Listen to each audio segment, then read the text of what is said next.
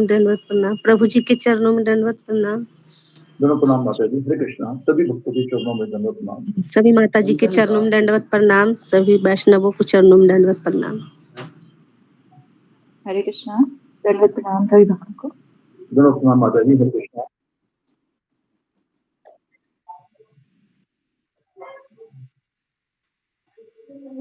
दोनों प्रणाम माता जी। पूजा माता जी। दोनों प्रणाम। एक बार, दोनों प्रणाम दो बार। हरे कृष्णा प्रभु जी। दंडवत प्रणाम। धन्यवाद।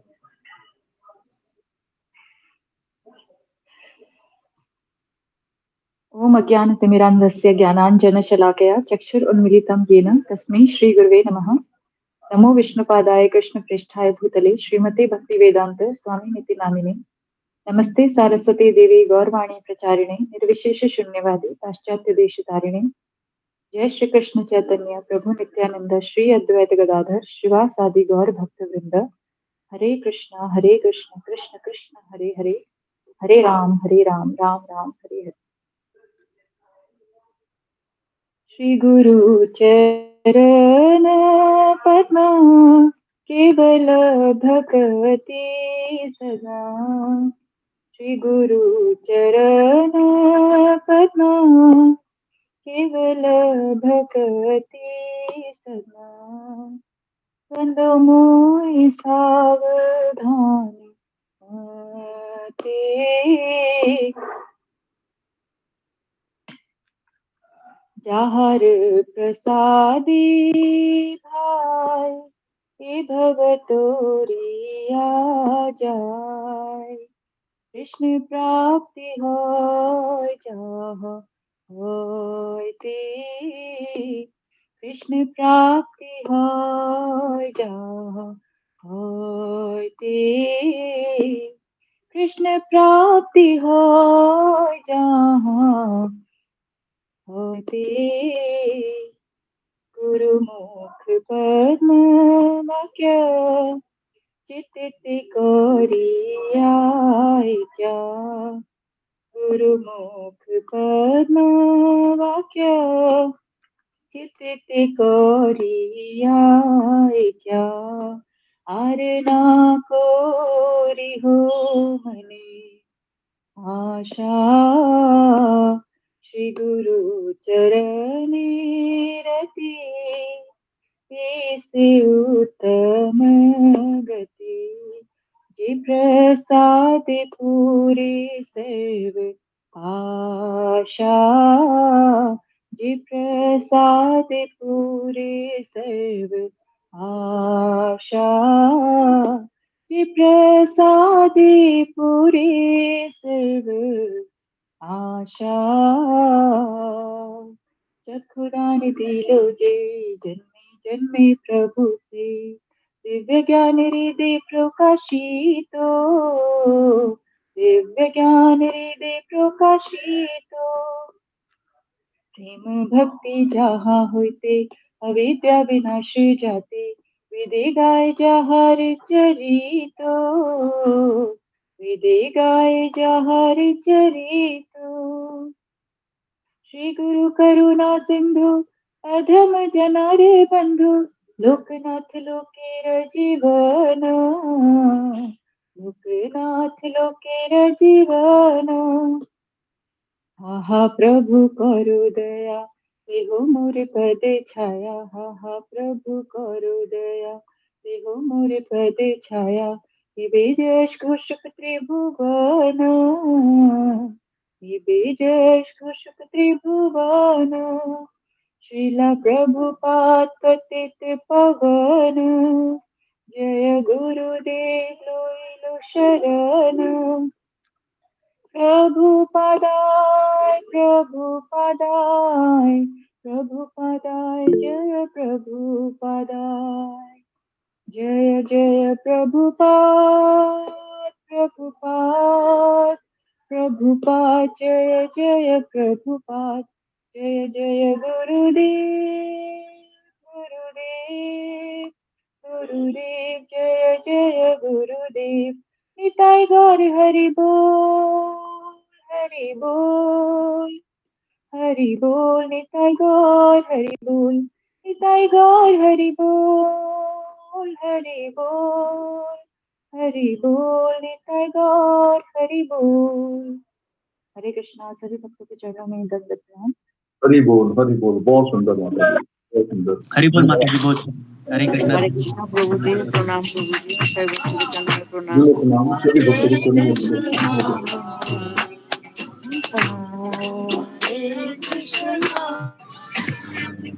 हरे कृष्णा। दंडवत प्रणाम सभी भक्तों के चरणों में दंडवत प्रणाम। रागिनी माता जी, दंडवत प्रणाम। हरे कृष्णा। जी प्रभु जी, हरे माता जी, कृष्णा। कल के बारे प्रणाम में साई बताओ। चरणों में मेरा दंडवत प्रणाम। मुझसे कोई भी भूल हो जाए तो आप सभी क्षमा कर देना। कल के सत्र में सबसे पहले पूजा माता जी ने गुरु वंदना की, उसके बाद रूबी माता जी बताते हैं कि गुरु जी ने बताया था कि हम मनुष्य की आयु अल्प इसलिए है कलयुग में क्योंकि दिनचर्या नियमित नहीं है, अधिक भोजन करते हैं, अधिक इंद्रिय तृप्ति करते हैं और दूसरों की दया पर ज्यादा से ज्यादा निर्भर रहते हैं। इससे भगवान की शरणागति कम हो जाती है।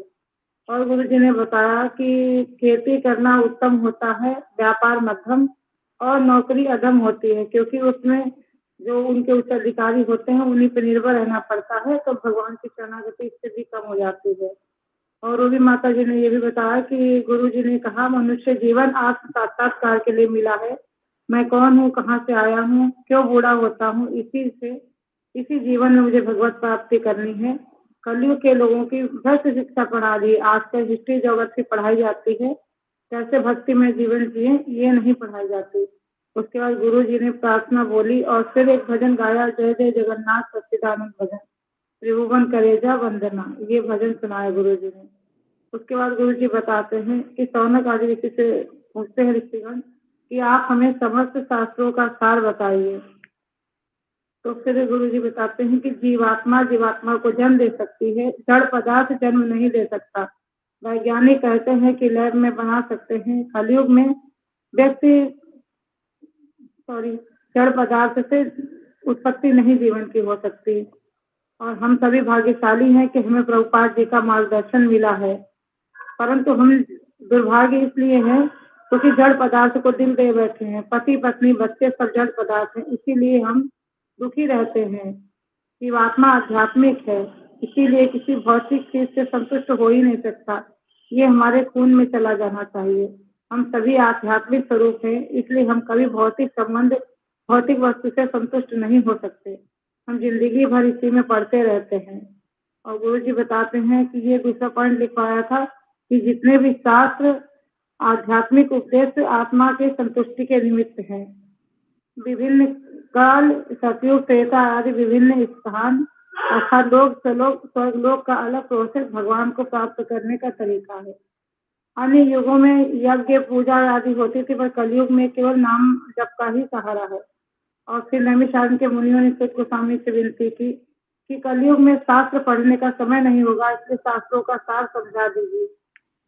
कलयुग में वर्णाश्रम खत्म हो चुका है, मांसाहार, व्यभिचार आदि जुआ जैसी प्रवृत्तियां फैली हुई हैं, आध्यात्मिक स्तर तक नहीं पहुंच सकते। गुरु जी ने ये भी बताया था कि प्रभुपाद जी ने अपने शिष्यों से कहा था कि मेरा 50% काम अधूरा है, मैं वर्णाश्रम नहीं बना पाया। अंतिम समय में ये प्रभुपाद जी ने कहा था। और गुरु जी ने बताया था कि जैसे कि अमिताभ बच्चन को देखो, पहले वो कैसे दिखते थे, अभी शरीर क्षीण हो रहा है, लेकिन इच्छा पहले जैसी ही है। तो इस्कॉन में गुरु जी ने ये भी बताया था कि इस्कॉन में इसलिए कम लोग आते हैं, दर्शन और प्रसाद के लिए लोग आते हैं, लेकिन संस्था में शामिल होने के लिए बहुत कम लोग आते हैं। और गुरु जी ने बताया कि परिवेश को सुधारने के लिए यात्रा में भी आना चाहिए। फिर गुरु जी ने हरिद्वार यात्रा के बारे में बताया था। और गुरु जी ने ये भी बताया कि प्रभुपाद जी ने एक बार के एक भक्त ने पूछा कि अगर भक्त इस्कॉन से चले गए तो क्या होगा। तो प्रभुपाद जी कहते हैं कि कोई ना कोई भक्त मेरी किताबों को पढ़कर फिर से इस्कॉन की स्थापना करेगा। फिर उसके बाद में पढ़ाते हैं देवकी माता जी के बारे में बताते हैं गुरु जी कि भगवान इसलिए देवकी के गर्भ में आए क्योंकि वो इतनी सहनशील थी। उन्होंने अपने सामने ही अपने बच्चों को मरते देखा, फिर भी उन्होंने कभी भगवान से कोई शिकायत नहीं की, क्योंकि शुद्ध भक्त भगवान से कभी भी शिकायत नहीं करता है। गुरु जी ने गजेंद्र के बारे में भी बताया, द्रौपदी के बारे में बताया कि भगवान ने किस प्रकार से उनकी सहायता की। भगवान शुद्ध भक्त की सहायता करते हैं। हम सब शुद्ध भक्त नहीं हैं, परंतु प्रयास कर रहे हैं। उसके बाद गुरु जी ने कुम्हार का उदाहरण दिया कि कुम्हार किस प्रकार से मतलब बर्तन को बनाता है, उसको ठोकता पीसता है, सब कुछ करता है, उसको सहता है, तभी वो सुंदर आकार लेता है। तो प्रभु जी मैंने इतना ही लिखा था, कोई गलती हुई हो तो मुझे क्षमा करना। हरे कृष्णा, दंडवत प्रणाम। धन्यवाद माता जी, बहुत सुंदर, धन्यवाद। हरि बोल माता जी, बहुत सुंदर। हरे धन्यवाद। बहुत सुंदर माता जी, हरी बोल। हरी बोल माता जी, बहुत सुंदर बोला माता जी, हरी बोल। हरि बोल राखी माता जी।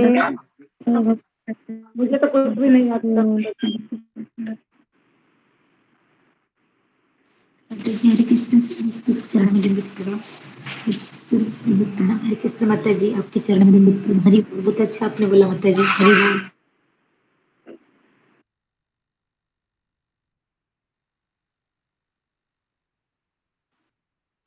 ओके, हरे कृष्णा कृष्ण कृष्ण हरे हरे। हरे कृष्णा गुरु जी दंडवत प्रणाम।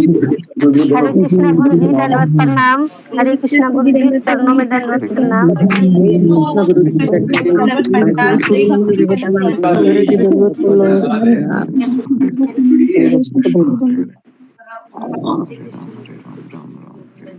कृष्ण। हरे कृष्ण गुरु जी दंडवत प्रणाम। सभी भक्त चरणों में दंडवत प्रणाम। हरे कृष्ण हरे कृष्ण गुरु जी दंडवत प्रणाम। दंडवत प्रणाम। हरि बोल दंडवत प्रणाम।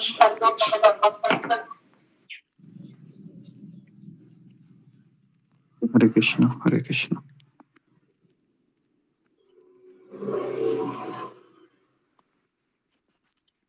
हरे कृष्ण जी, कुछ अनाउंसमेंट करना है अशोक चावला को? जी गुरु जी, 24 अनाउंसमेंट यात्रा के बारे में है कि 24 मई से 27 मई तक यात्रा है हरिद्वार ऋषिकेश की। हरिद्वार यानी कि हरि का द्वार, जहां से आपको प्रवेश मिलेगा। बहुत सुंदर जगह है, पवित्र जगह है, पावन धाम है, सदियों से पावन धाम रहा है। तो वहां की यात्रा गुरु जी आयोजित कर रहे हैं। हरे कृष्ण हरे कृष्ण। वो जो जाना चाहें वहां पे, उसमें भाग लेना चाहें, कृपया अपने भिजवा लें। हरिद्वार मेन स्टेशन है, बहुत अच्छा बड़ा स्टेशन है। और वहां पे ही गुरु जी ने रहने का भी अरेंजमेंट हरिद्वार में ही किया है, प्रेम नगर मंदिर में। बड़ा अच्छा वहां का वातावरण है, अच्छे हॉल है। तो जो भी जाना चाहे भक्तजन वहां पे कृपया प्रोग्राम बनाए और हमें इन्फॉर्म करे और अपनी टिकट बुक रखें, क्योंकि अब तो टिकट खुली है, आराम से कंफर्म टिकट मिल जाएगी। गर्मियों की छुट्टियां शुरू हो जाएगी, फिर प्रॉब्लम आएगी टिकट बुक कराने में, और आवास की भी प्रॉब्लम आती है। रुपये 2500 2500 रुपये पर हेड निर्धारित किया गया है, जो बहुत मिनिमम है, जिसमें आपकी रहने की व्यवस्था भी है, नाश्ते की व्यवस्था भी है, लंच की भी और डिनर की भी, सारी व्यवस्थाएं इसके अंतर्गत हैं। तो जो बहुत ही मिनिमम है। अगर आप होटल में जाएंगे तो एक दिन का किराया छोटे छोटे होटल में 2500 रुपया लग जाएगा। तो सब भक्तों की सुविधा के लिए गुरु जी ने आयोजित किया है। आपको भक्तों का संग भी मिलेगा, गुरु आश्रय भी मिलेगा। तो कृपया जो जाना चाहें वे अपनी बुकिंग करा लें और इन्फॉर्म करें। धन्यवाद गुरु जी। हरे कृष्णा, दंडवत प्रणाम। ओके जी, तो सबका अनुरोध है कि ऋषिकेश और हरिद्वार यात्रा के लिए आने का प्रयास कीजिए। इसके बारे में किसी को प्रश्न है, सवाल है तो आप पूछ सकते हैं। और ये 24 तारीख को वहां पर सुबह पहुंचना है। किसी का माइक है, चालू है? पद्मा माता जी, आपका मैच चालू है।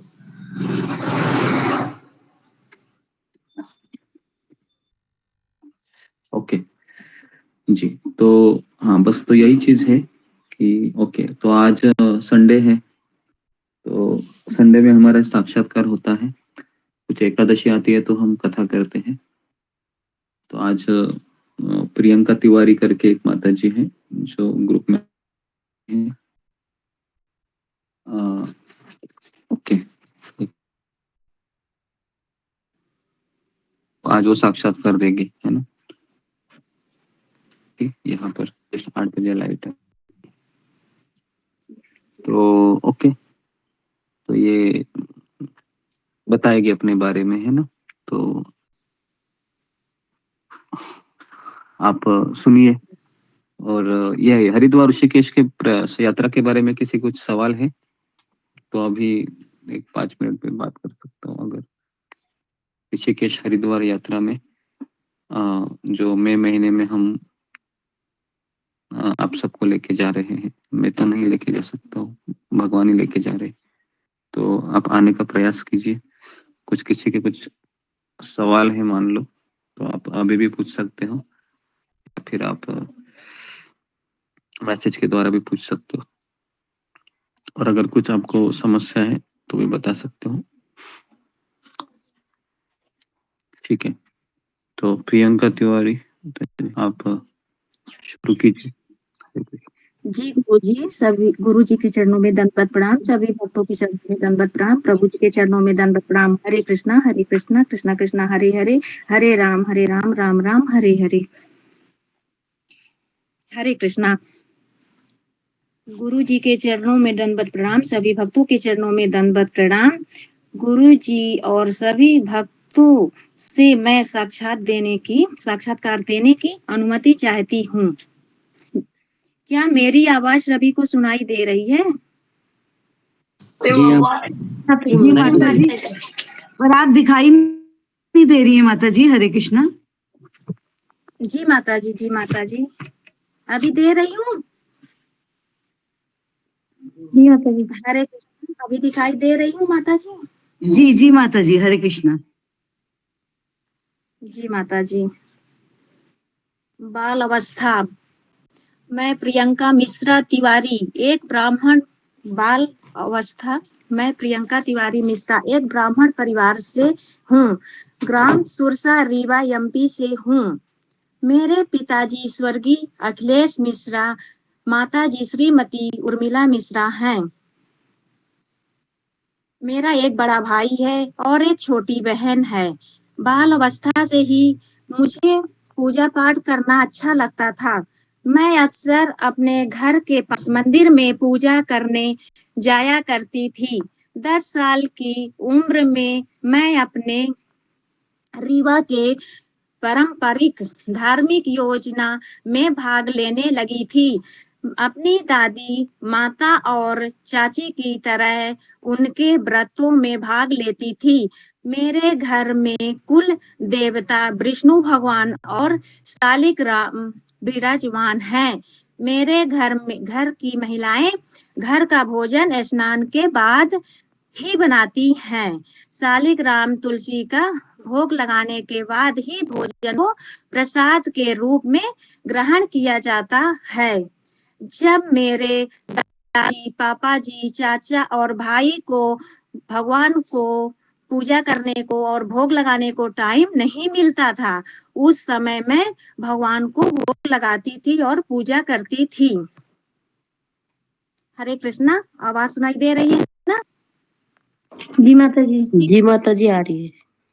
शिक्षा। मेरी पढ़ाई कक्षा 1 से 10 तक हिंदी माध्यम की स्कूल सुरसा से हुई है।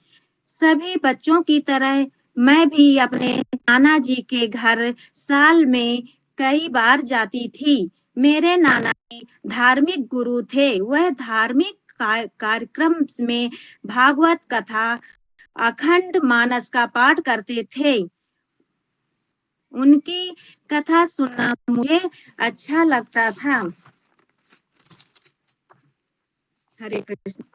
रीवा में मेरा घर NH7 के किनारे है। रीवा से बनारस और प्रयागराज का बॉर्डर मिलता है। यात्री भक्त आना जाना लगा ही रहता है।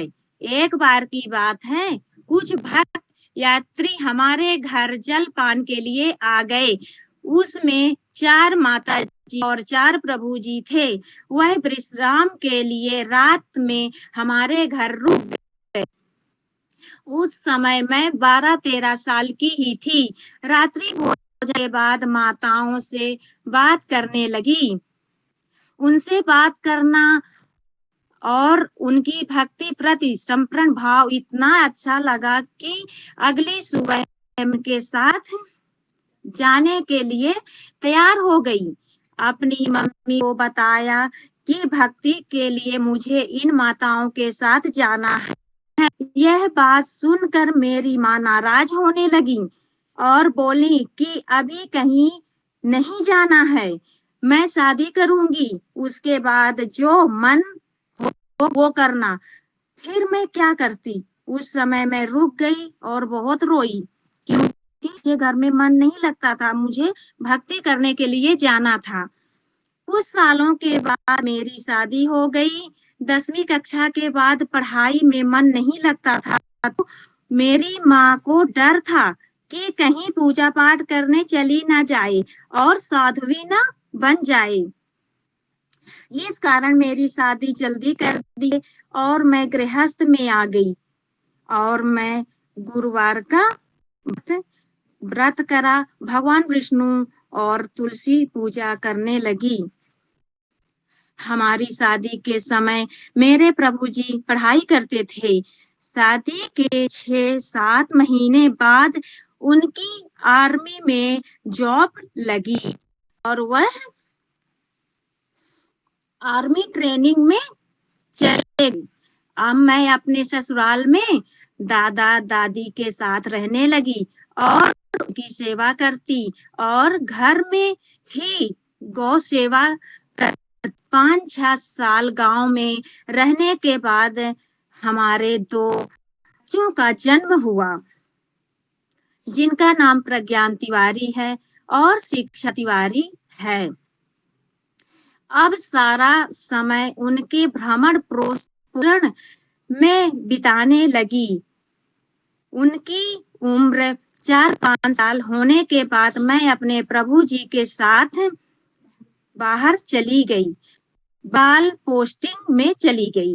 अब उनके साथ अलग अलग कई शहरों में रहने के बाद उनकी पोस्टिंग पुणे महाराष्ट्र में आई।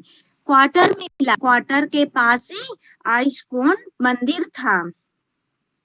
मेरे प्रभु और बच्चों के साथ हम कई बार दर्शन करने जाते थे। माँ की आरती में हम लोग अक्सर शामिल होते थे और प्रसाद लेते थे। मेरा बालक अपने दोस्तों के साथ रविवार को जाता था। मुझे तब तक मुझे और मेरे प्रभु जी को माला सत्संग का ज्ञान नहीं था। जैसे गुरु जी बताते हैं हमारे कि प्रसाद लेके खिचड़ी खा के आ जाते हैं हम वही सब करते हैं। और वहां पे माता जी का दर्शन होता था और प्रभु जी भी रहते थे, तिलक लगाए रहते थे। तो मुझे तिलक लगाना तो शुरू से ही बहुत अच्छा लगता था, लेकिन हम थोड़ा छोटा लगाते थे, लेकिन मुझे ज्ञान नहीं रहता था। मैं जाती थी और दर्शन करके आ जाती थी और वो पता नहीं उनको मुझे अच्छा लगता था, लेकिन मैं ज्यादा कोशिश नहीं करी पूछने का, नहीं तो शायद उसी टाइम से मैं भक्ति में आ जाती। ज्ञान नहीं था। 3 साल पुणे में रहने के बाद हम कोटा राजस्थान में शिफ्ट हो गए। कोटा आने के बाद मेरा बेटा जो अब 9th कक्षा में है, वह प्रवीणा जी के बालक के साथ खेलता है।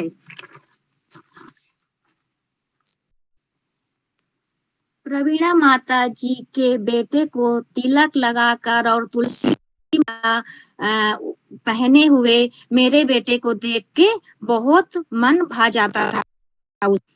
एक दिन उसने आकर मुझसे बताया कि मम्मी तुम घर में पूजा करती हो, मेरे साथ एक भैया खेलते हैं, वह तुलसी माला पहनते हैं, तिलक लगाते हैं, उनकी माता जी भी तिलक लगाती हैं, माला पहनती हैं, आप उनसे मिलोगे तो आपको बहुत अच्छा लगेगा। तब तक इससे पहले मैं प्रवीणा माता को नहीं जानती थी।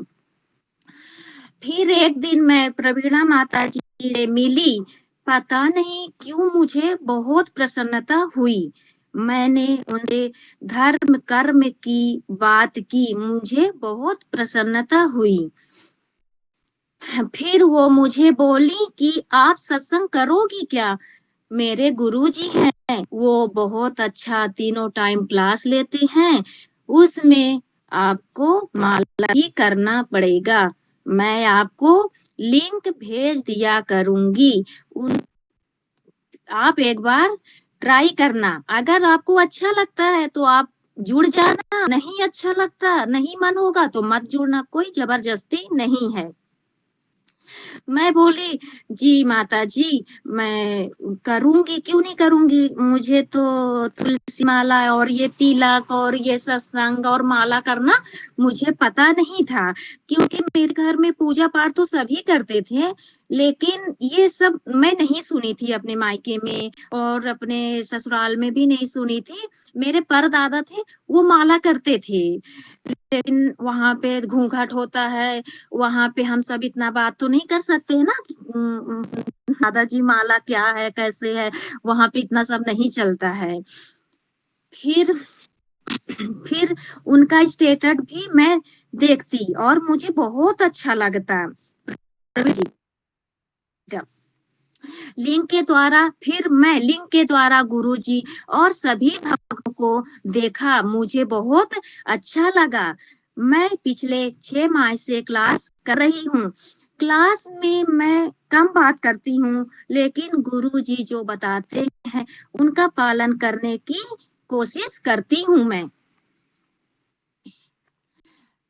मैंने अपने प्रभु जी को बताया कि मैं ऑनलाइन क्लास में माला और सत्संग करूंगी, तो उन्होंने बताया कि मेरे नाना जी के पिताजी को माला जाप करते देखा था, उनको गांव में बड़ा सम्मान मिलता था, और अभी भी जब अभी हम गांव जाते हैं, जो बड़े बुजुर्ग हैं माला जप करते हैं, लेकिन हम लोग कभी उनके माला जाप को समझने का प्रयास ही नहीं करते हैं, क्योंकि वही भौतिक गुण में हम बने रहते हैं और हम इतना नहीं बोल पाते हैं, क्योंकि ऐसे सिखाया ही नहीं जाता काम करो, पढ़ाई करो, साल जाना है, ये करना है, वो करना है, अभी कोई उम्र ही नहीं है।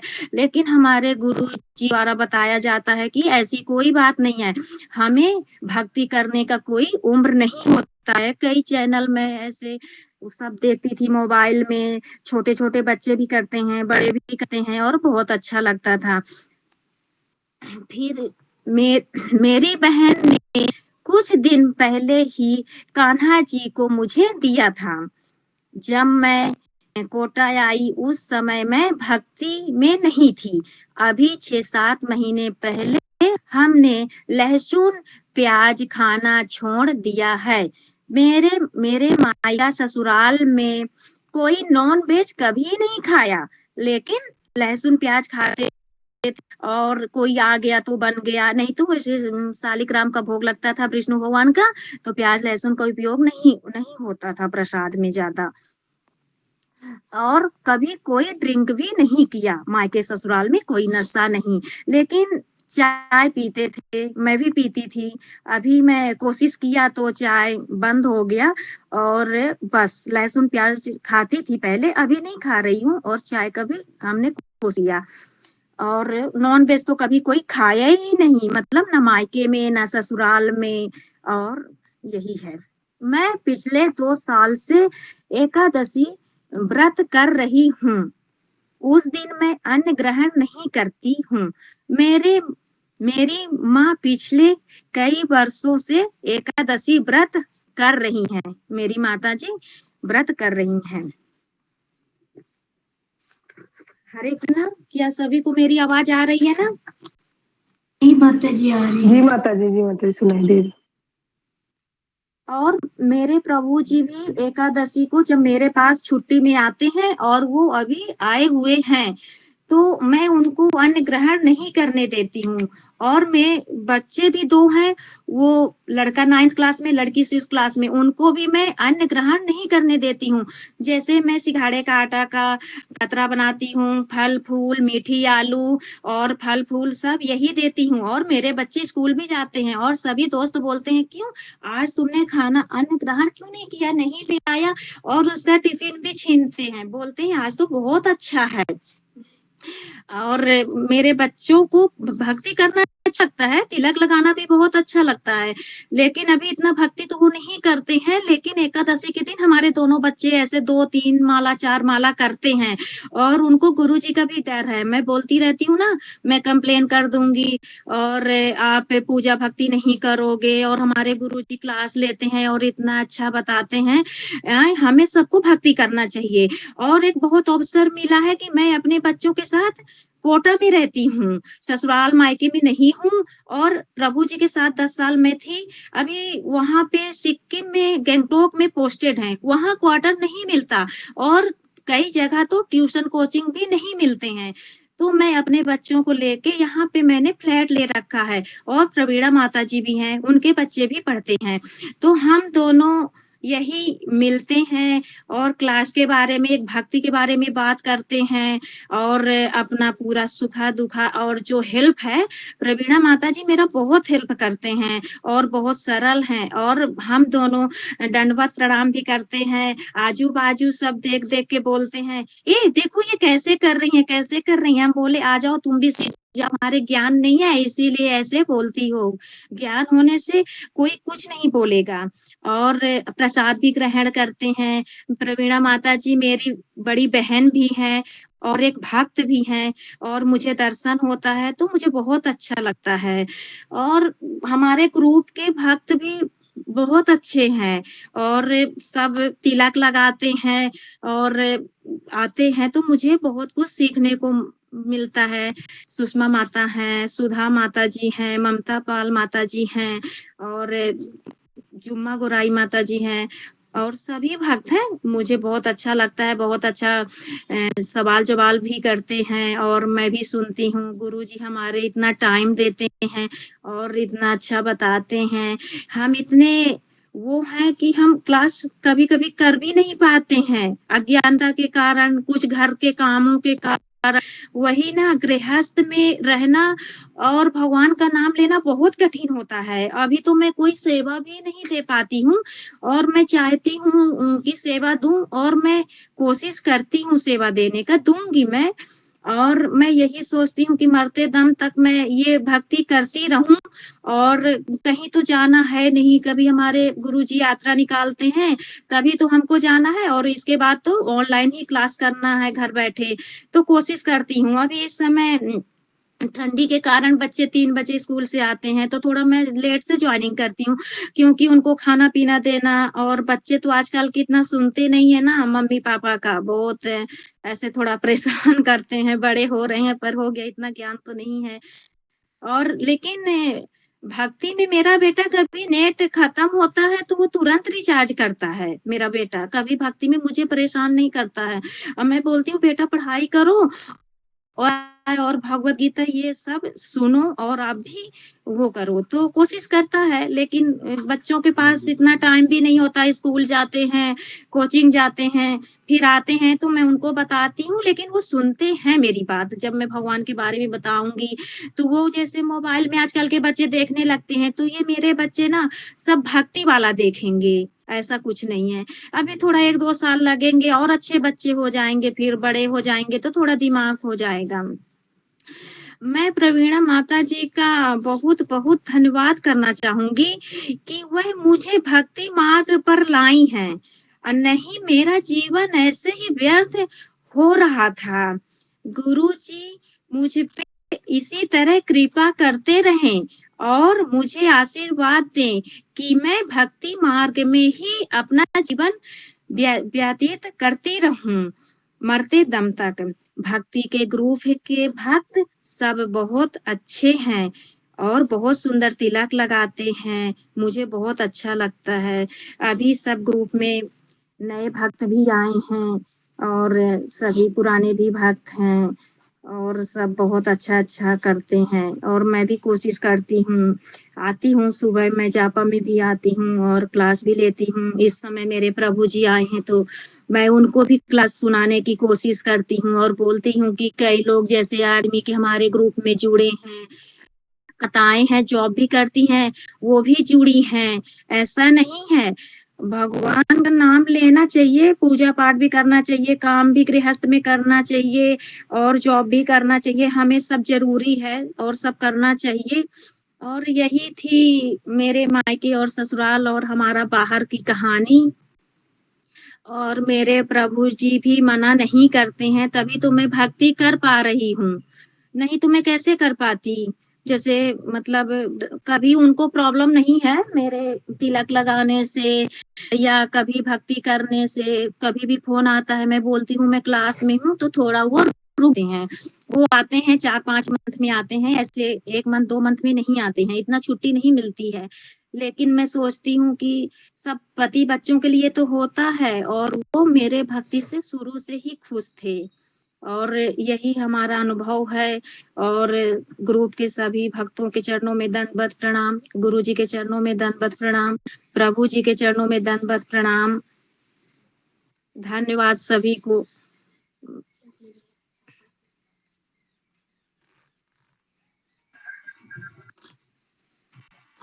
हरे कृष्णा। हरी बोल माता जी, हरी बोल।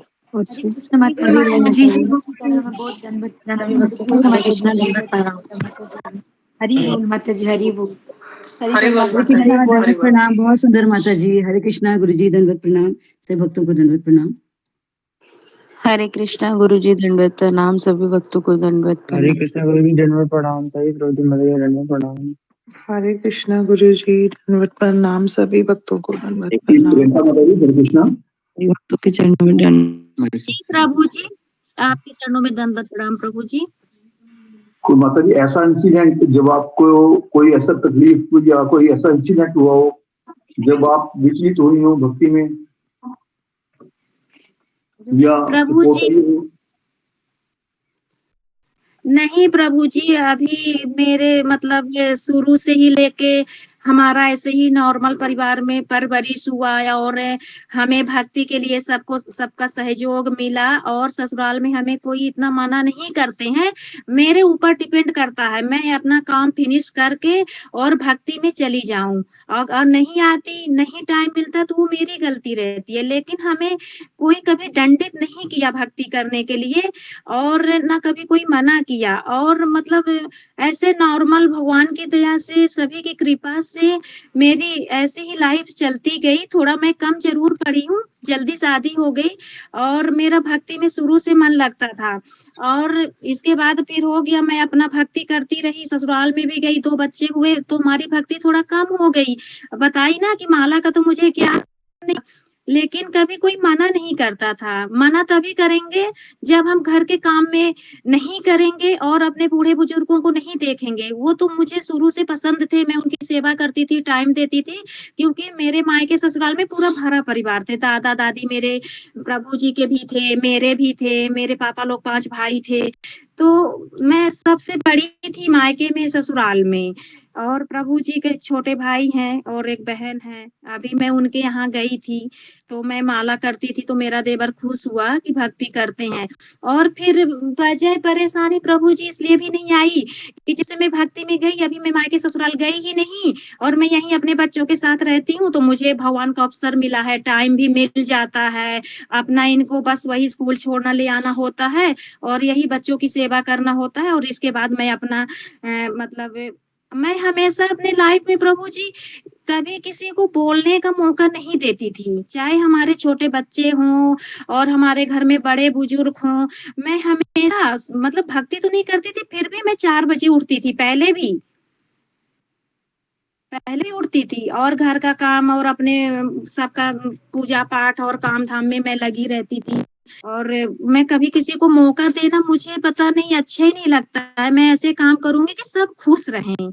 तो सभी खुश रहते थे और हमें कोई कभी इतना वो नहीं किया। बस माता जी को मेरे डर था कि मैं कहीं चली ना जाऊं, क्योंकि वहां पे सब आते जाते रहते थे भक्त और मुझे जाने का मन था।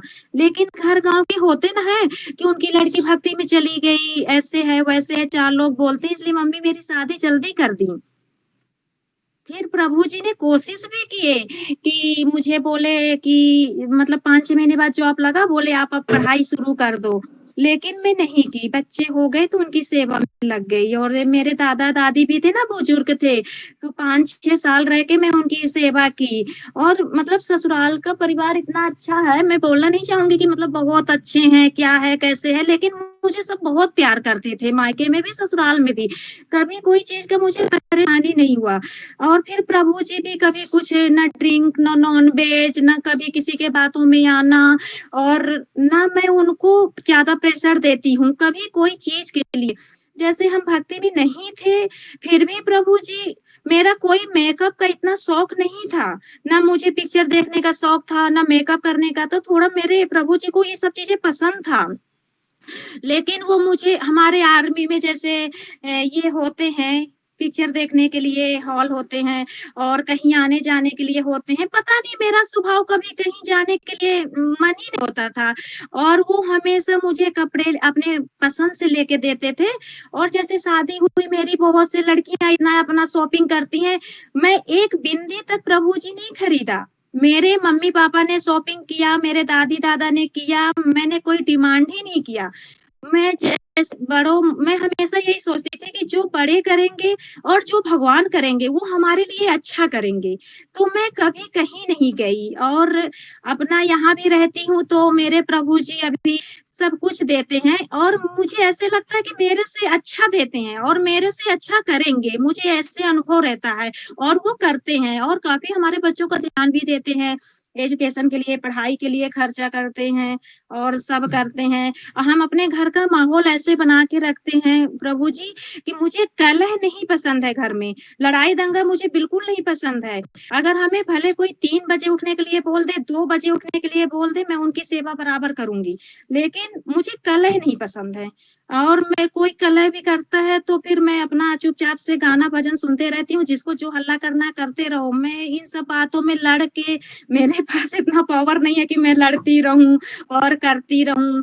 और मुझे ऐसे बफर का भी खाना बहुत कम पसंद आता है। ज्यादा से ज्यादा जैसे कोरोना हुआ तब से तो हम सभी आइटम अपने घर में बनाते हैं और साफ सुथरा बनाते हैं। और जैसे बाहर हम खाने के लिए जैसे आजकल के बच्चे करते हैं, लेकिन मैं बोलती हूँ कि वो किस भाव से बनाए हैं।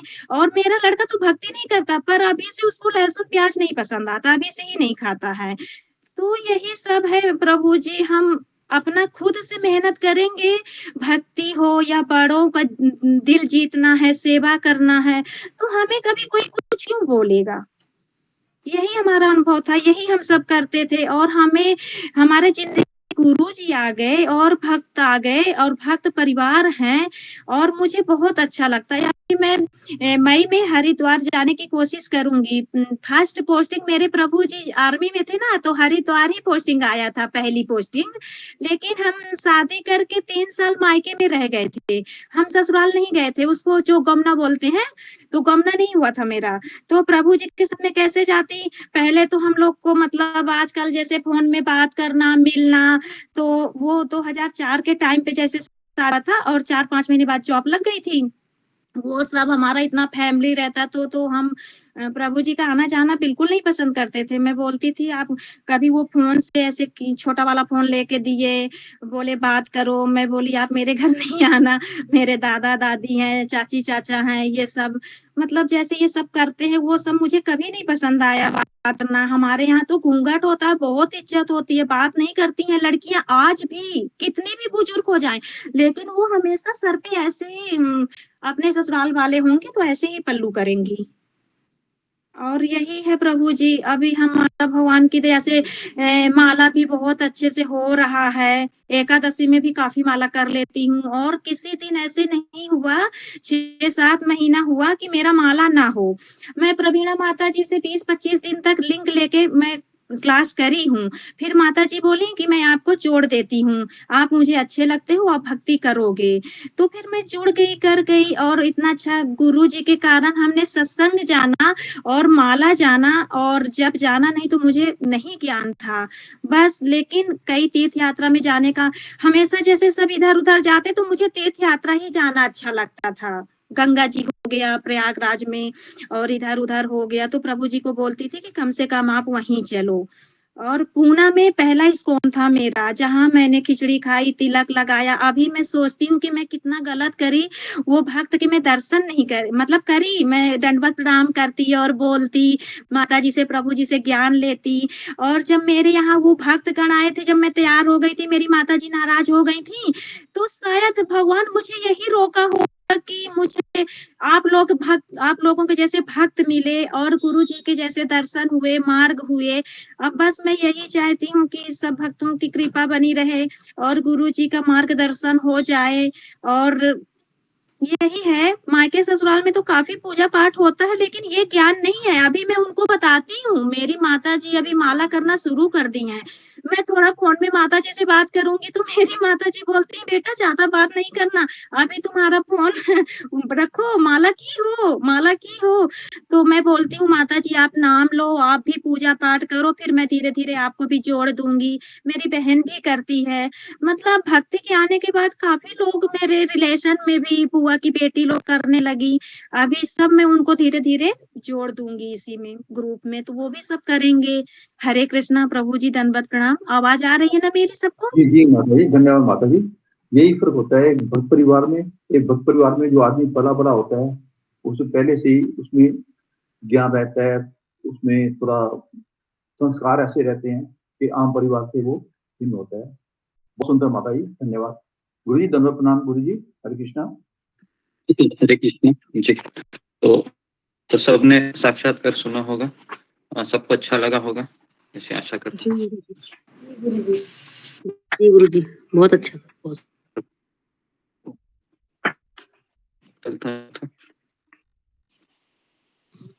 तो ओके। तो इनका नंबर के यहाँ तो परिवार है भक्ति में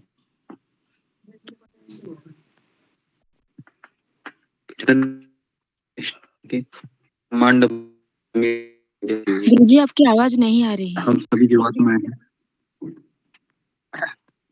आ रही आवाज मेरी? हरे कृष्ण। अब आ रही गुरु जी? जी गुरु जी। आ रही है जी, ओके। तो मैं बता रहा था कि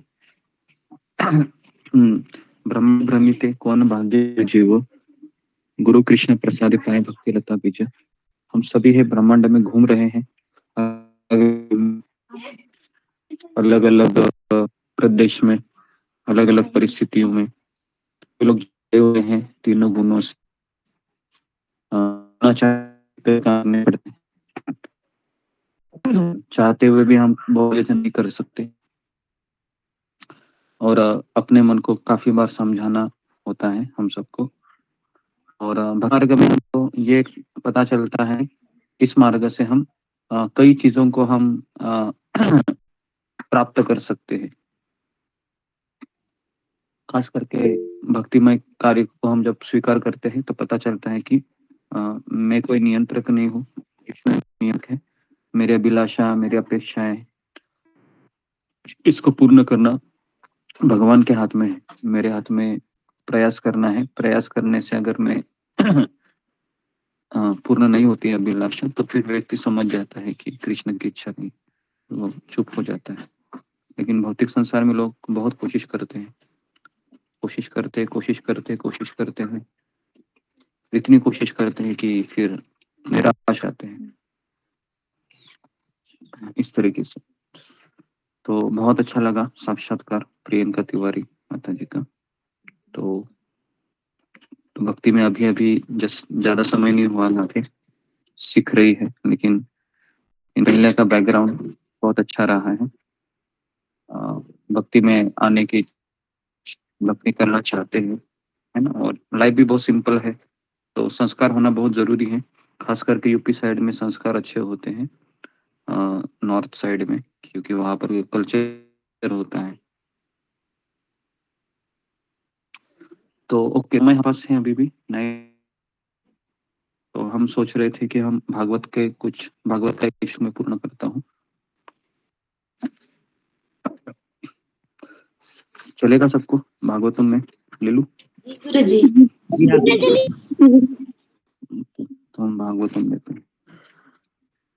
ओम ज्ञानतिमिरान्धस्य ज्ञानाञ्जनशलाकया चक्षुरुन्मीलितं येन तस्मै श्रीगुरवे नमः। नमो विष्णुपदाय कृष्णपृष्ठाय भूतले श्रीमते भक्तिवेदांत स्वामिनिति नामिने। नमस्ते सरस्वती देवे गौरवाणी प्रचारिणे निर्विशेष शून्यवादी पाश्चात्य देश तारिणे। जय श्री कृष्ण चैतन्य प्रभु नित्यानंद श्री अद्वैत गदाधर श्रीवासादि गौर भक्त वृंद। हरे कृष्णा कृष्ण कृष्ण हरे हरे, हरे राम राम राम हरे हरे।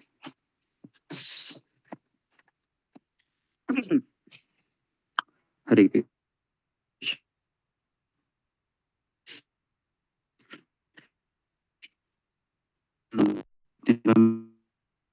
देवी जय नटप्रायश्व श्लोक भक्तिर्भक्ति कृष्णाय वासुदेवाय देवकी नंदनाय च नंद गोप कुमाराय गोविंदाय नमो नमः। ओके, तो हम शुरू करते हैं जहां पर हमने कल छोड़ा था।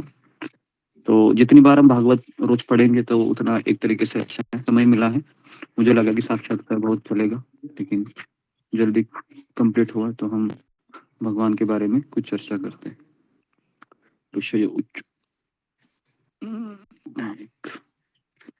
जी, कौन सा था श्लोक नंबर? अच्छा, 14 नंबर श्लोक है, 13 पूरे हो गए थे। ओके, श्लोक क्रमांक 14।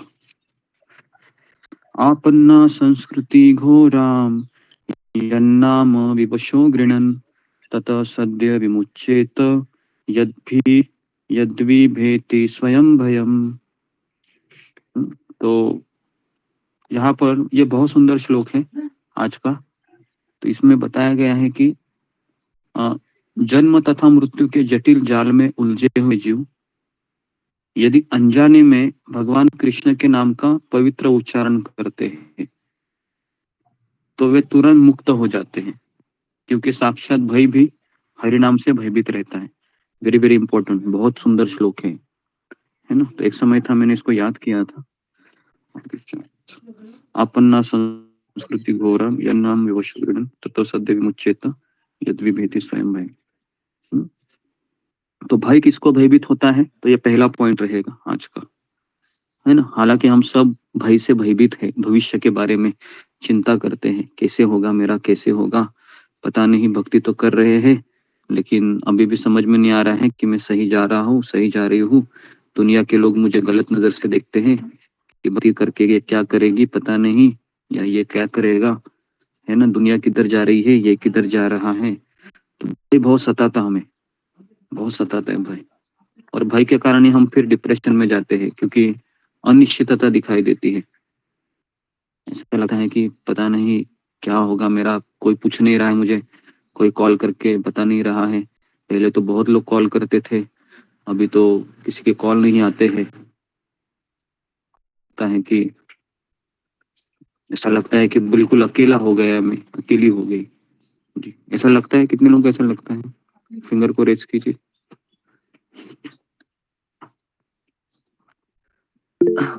जो अभी हमने वर्णन किया,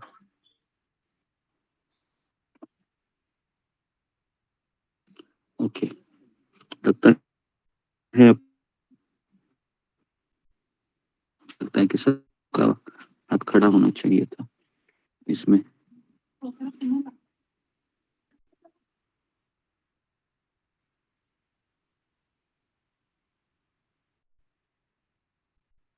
ओके जी, 10-11 लोगों को लगता है। ओके जी, क्यों लगता है ऐसे? जी विशाल लिखावे। हरे कृष्ण गुरु जी, दंडवत प्रणाम। से भक्तों के चरणों में दंडवत प्रणाम। पहले तो सब लोगों के साथ में रहता था, सब लोग मेरे साथ में रहते थे, एंजॉय करते थे, वो मेरे साथ एंजॉय करते थे। लेकिन इस मार्ग पर चलने से ना मैं उनकी जैसा बर्ताव कर सकता हूँ, और मैं उनका बर्ताव भी मुझे अच्छा नहीं लगता है। इसके लिए मुझे थोड़ा अजीब सा लग रहा है। और जो करता हूँ तो उसके लिए भी लोग अलग अलग सोचते हैं मेरे बारे में कि ये क्या है, अब ये कैसा हो गया है। पहले तो अच्छा रहता था, हमारे साथ में अच्छा एंजॉय करता था, लेकिन अभी हमें भी समय नहीं दे रहा है, इसलिए वो भी हमें मुझे समय नहीं दे रहे हैं अभी। क्षमा कीजिए। जी जी जी, तो ये बहुत अच्छा उत्तर दिया। समय हमारा छीन लिया गया है, भगवान ने समय को ही छीन लिया। तो सत्संग में समय जा रहा है, जपा करने में समय जा रहा है, तो हमें बहुत भय लगता है भविष्य का। खास करके एक भक्तों को इसलिए लगता है क्योंकि उसके सामने एक बहुत बड़ा परिवर्तन होने जा रहा होता है और वो चीजों को स्वीकार नहीं कर पा रहा है। चीजों को स्वीकार करना चाहिए।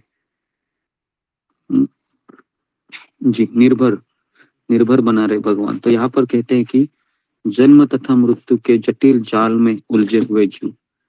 जटिल जाल करते हैं कि ऐसा जाल, आपने कितने लोगों ने देखा है कि मछली है जब जाल में फंसती है, देखा है आपने कैसे तड़पती है, वो निकलने की चेष्टा करती है।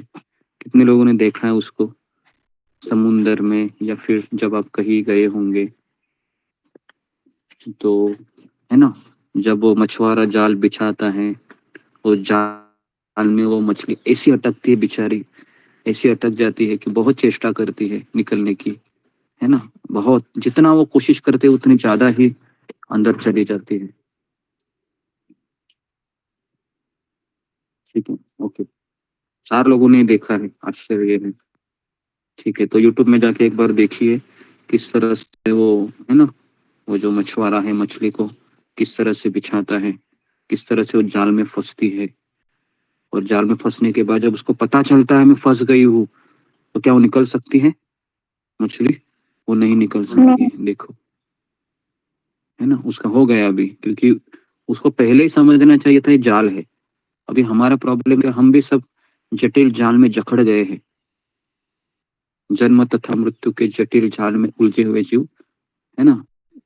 अनजाने में अगर उसने अगर भगवान का नाम लिया अनजाने में, ऐसा भी नहीं, यहाँ पर बताया गया है, एक शब्द है यहाँ पर कि विवश मतलब अनजाने में, मतलब उच्चारण करता है, अनजाने में भी उच्चारण करता है भगवान के पवित्र नाम का, तो तुरंत मुक्त हो जाता है।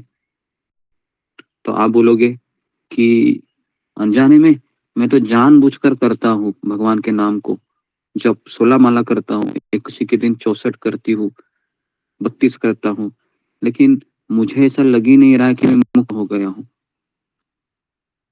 जी, तो इसका कारण क्या हो सकता है? फिंगर को रेज कीजिए, कौन मुझे बताएगा कि यहाँ पर लिखा है कि अनजाने में भी कोई भगवान का नाम का उच्चारण करता है तो मुक्त होता है। हम तो जानबूझकर करते हैं भगवान के नाम का जब पता है हमको करना चाहिए, क्यों फिर हम अपने आप को मुक्त नहीं समझ पा रहे? ऐसा लगता है कि परेशानी दिन ब दिन बढ़ ही रहा है। जी, ओके, अशोक चावला। जी गुरु जी, जिस उत्कंठा से, जिस खिंचाव के साथ हमें पुकारना चाहिए भगवान को, वो खिंचाव, वो उत्कंठा हमें नहीं है। तो भगवान का नाम तो अपने आप में पवित्र है ही है, तो हमें वो उत्कंठा भी तो होनी चाहिए। किसी चीज को पाने की शक्ति होती है तो वो शुद्ध हृदय से हम नहीं पुकारते भगवान को। जी, उत्कंठा, ओके, उत्कंठा होनी चाहिए, इसके लिए वो मुक्त, ओके जी। रोशनी तट।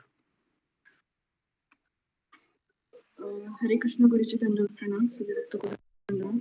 मुझे लगता है कि हमें भगवान के नाम पर उतना पूरा विश्वास नहीं है जो जितनी श्रद्धा होनी चाहिए 100%, तो उतना नहीं है। इसलिए हम अपने आप को अभी हम ये नहीं समझ पाते कि यही नाम हमें भवबंधन से तार देगा, इतना हमें उस पर विश्वास नहीं है, मुझे लगता है। हरे कृष्ण। ओके। विश्वास नहीं है, उत्कंठा, ये दो उत्तर सामने आए। ठीक है, देखिए पुराणों में से कथा है कि एक बार एक खास करके मुसलमान था, वहां पर एक सुअर आ गया है ना, और सुअर ने उसको जोर से मार दिया, तो उसके मुंह से नाम निकला हराम करके, हराम। भगवान ने हटा दिया और ऐसा सोचा कि राम का नाम ले रहा है, और फिर वह है ना उसको भगवत धाम चला गया वो, है ना, मरते समय। तो ऐसे दो चार जगह पुराणों में ऐसी कथा आती है जी। तो ये बेसिकली ये जो श्लोक है ना, ये एडवर्टाइज मतलब विज्ञापन है कि अनजाने में भी कोई भगवान का नाम लेता है तो तुरंत मुक्त हो जाता है, अगर जानबूझकर लेगा तो क्या मिलेगा। तो अभी हमारी स्थिति क्या है ना, कि हमारी श्रद्धा की कमी है, दूसरा है वो उत्कंठा नहीं है, तीसरा है कि ये कैनिकल चैंटिंग हो रहा है, चौथा है कि ये कर्तव्य है, कर्तव्य बुद्धि है, सोलह बताए तो करना ही है ना। तो कोई प्रेम नहीं है, अभी हमारा एक साधक स्थिति है, तो इसलिए वो एक कर्तव्य बुद्धि के कारण वो आनंद नहीं आता है, वरना हम अपने आप को मुक्त अवस्था के रूप में देखते हैं। लेकिन फिर भी भगवान यहाँ पर कहते हैं कि भय है वो हरिनाम से भयभीत होता है, साक्षात भय, भय। और ये दो शब्द इतना डेंजरस है ना, भय, ये भय के कारण ही सब कुछ हो रहा है, पता है आपको। ये भय के कारण ही व्यक्ति जॉब करता है 8 घंटा 10 घंटा, ये भय के कारण ही परिवार में वो शांति बनाए रखना चाहता है कि कहीं हल्ला ना हो जाए, घर में क्या हो रहा है सबको चलेगा। ये भय के कारण ही हम, है ना, बहुत चीजें संसार में जो न चाहते हुए भी करते हैं। भय भय भय, अभय, इसके लिए एक शब्द है अभय। अभय चरणार विंदरे, भजहु रे मना श्री नंद नंदना, भय चरणार विंदरे, भजहु रे मना श्री नंदना, अभय चरणार विंदरे, दुर्लभ मानव जन्म सत्संगे, करहु ए भव सिंधु रे। तो ये भय से अगर हमको मुक्त होना है ना, तो हमें क्या करना चाहिए, हमें अभय प्रदान करने वाले नंद नंदन के चरणों को कस पकड़ना चाहिए, छोड़ना ही नहीं चाहिए। हम छोड़ते हैं इसके लिए फिर वापस प्रॉब्लम आने शुरू होते हैं, है ना। कसकर पकड़ना चाहिए भगवान के चरणों को, क्योंकि वही अभय प्रदान करने वाले। तात्पर्य में प्रभुपाद लिखते हैं कि वासुदेव अथवा पूर्णोत्तम भगवान कृष्ण सभी के परम नियंत्रक हैं। ये एक सेंटेंस भी याद रखेंगे ना कि नियंत्रक भगवान है, चाहे मेरा परिवार हो, मेरा जॉब हो, या फिर मेरा संबंध हो, या फिर मेरे भक्त हो, इसके नियंत्रक एकमात्र कृष्ण है। और मैं बार बार प्रयास करके हालातों को नहीं सुधार पा रहा हूं, बहुत प्रयास कर रहा हूं मैं कृष्ण, और हालात अगर नहीं सुधर रहे हैं तो क्या समझने का कि ये कृष्ण की इच्छा है कि ये हालात ऐसे ही रहेंगे।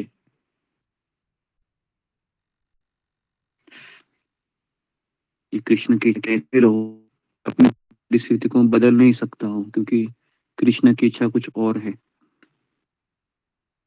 बस इतना ही अगर हम अपने आप को समझ रहेंगे ना, जिंदगी भर, एक दिन नहीं, जिंदगी भर, तो हम निश्चिंत एक जगह पर बैठकर भगवान का नाम का जप करेंगे, सत्संग करेंगे। क्योंकि सत्संग होने के बाद हम हालत को चेंज करना चाहते हैं फिर, लेकिन हालत चेंज नहीं होती है, ये हालात ऐसे ही रहेगी।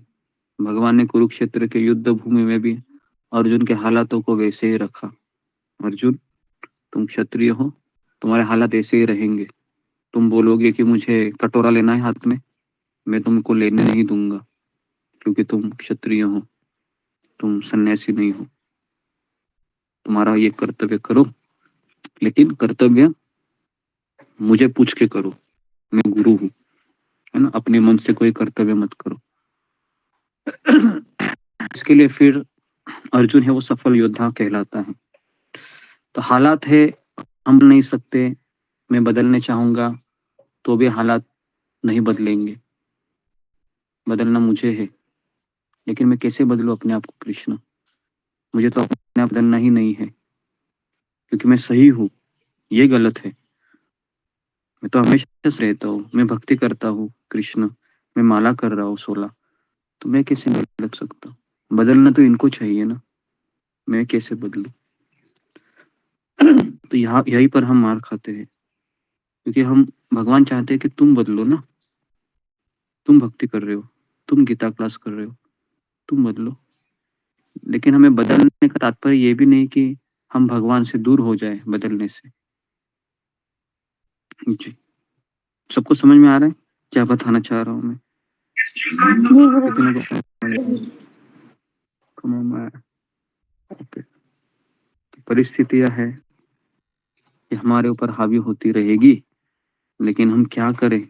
ना हम घर वालों को बदल सकते हैं, ना घर की चार दीवारी को बदल सकते हैं, ना हम घर के चार दीवारी वाले जो पड़ोसी रहते हैं उनको बदल सकते हैं, ना हम उनके को बदल ही नहीं सकते एक्चुअली, ना हालात को, ना अभी को।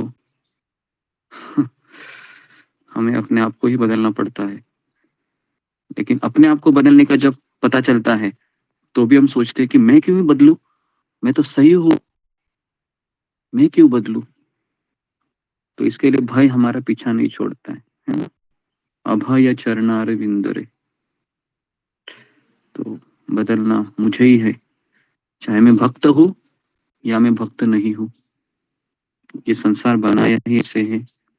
कृष्ण की इच्छा है कि तुम बदलो, तुम बदलो, तुम्हें ही बदलना है। फिर हम कृष्ण को कहते, कृष्ण मैं 16 से 32 माला करूंगा, कोर्स करूंगा, तीनों क्लास भी करूंगा, लेकिन आप मुझे बदलने को मत कहिए। आप इनको बदलिए ना, जो मेरे साथ रह रहे हैं, इन्हीं के कारण मेरी भक्ति नहीं हो रही। तो अभी मेरा ये सवाल है, हमें बदलने का तात्पर्य क्या है? फिंगर को रेज कीजिए। हमें बदलने का तात्पर्य क्या है?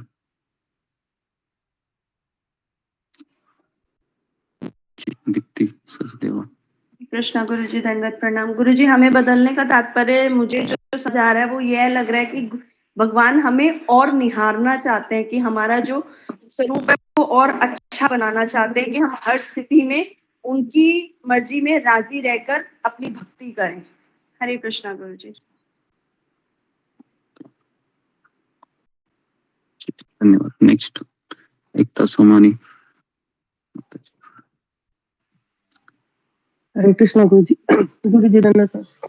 गुरुजी, मेरे हिसाब से मतलब अपने को सुधारने का मतलब, ये अपने जो कथा वो सुनते हैं उसमें हम मतलब विनम्र बनने की कोशिश करेंगे। घर में कुछ कोई कहेगा तो मतलब आपकी बात याद आएगी कि हमको यहाँ नहीं चाहिए। कोई ज्यादा ही प्रेस करता है तो एक दो बात बोल दो, नहीं तो अपने को चुप रह के मतलब इस हिसाब से चलाना चाहिए, जैसे आपसे सुनते हैं उस हिसाब से अपने को डालना चाहिए। हरे कृष्ण। नेक्स्ट ऋतुपूर्णा। हरे कृष्ण गुरुजी, दंडवत प्रणाम। सभी भक्तों को दंडवत प्रणाम। गुरुजी, मुझे ये लगता है कि हमको विनम्र है और सहनशील होना है। हालात जैसे भी हो हमको उसको सहन करना है और कोई उसमें कोई अहंकार शून्य होना है और कोई हमको उसमें रिएक्ट नहीं करना है।